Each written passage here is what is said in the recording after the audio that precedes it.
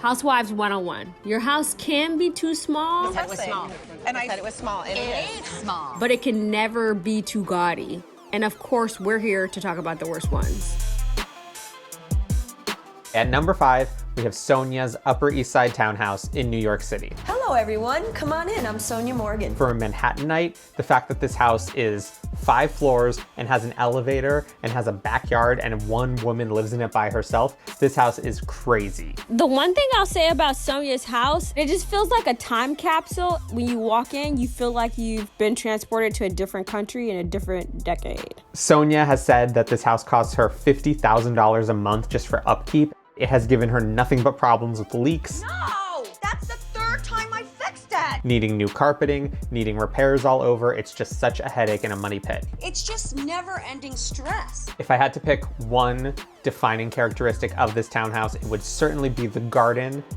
I think that the townhouse represents Sonia's arc on the show because it started out, it's like, wow, it's so fabulous, it's so fun. And now it's like, oh, it's so sad. But they keep telling me I look dated, it looks old lady. At number 4, we have Heather Dubrow from The Real Housewives of Orange County. No one needs to live in a house this big.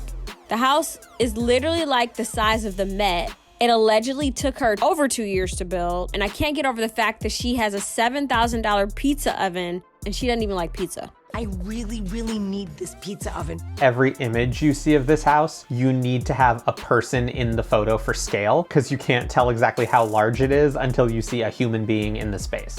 Like that couch could fit 25 people on it. I'd say the defining feature of Heather's house is that this house is so large, she's cut the house its own trailer, which I guess repurposes as just like the house tour trailer when they're ready to sell this thing. But who is in the market for a house this big that's not a corporation or a museum? Look how fabulous my house is. Please come in and see the wallpaper.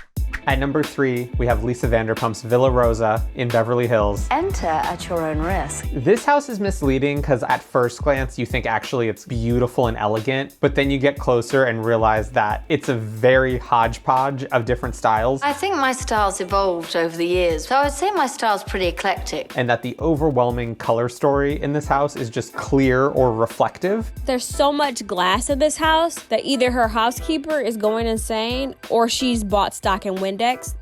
I have to give LVP though a big shout out because this is the first instance that I have seen of a double island in a kitchen.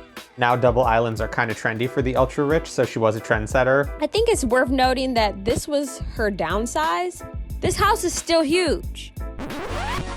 At number 2, we have Chateau Sheree. Welcome to the Chateau. Or Chateau She Can't Pay, depending on who you believe. I've watched Real Housewives of Atlanta for several seasons, and I still can't pinpoint how long she's been working on Chateau Sheree. She was on the show working on it, left for several seasons, and came back and was still working on it. It feels like she was building it for so long that her tastes and trends had changed in the time. Look at it. Bark. We're getting into like the list of homes. From afar they look fine, but once you get up really close, nothing makes sense. Like how tall the windows are that don't feel right. There's something that looks like a gray sunset in the dining room. There's the mirrored backsplash in the kitchen. There's like a gray paneled wall in the family room. I'd say the defining feature of Chateau Sheree is the fact that she threw a housewarming and didn't even bother to put walls in the basement. And then we go upstairs to the place that actually has walls, and she didn't even bother to put like TVs or electronics on the wall. This reminds me very much of the time she threw a fashion show with no fashions. At number 1, the gaudiest housewife house has to be Teresa Giudice with the most New Jersey mansion in the world. I'm the queen. From the outside, it doesn't look like Storybook Castle. It looks like Evil Witch and Hansel and Gretel. It's very Evil Witch gone reality TV, gone prison. It has so many details. The floors, the ceiling, the railing, the molding, the furniture. Careful with that, it's very expensive. I also can't get over the wings on the door, like why? There's absolutely no reason. It's like they were trying to distract you from the fact that everything they were doing was fraudulent. It's like somebody who suddenly gets money builds a house and they think this is what a house should look like for people who have money.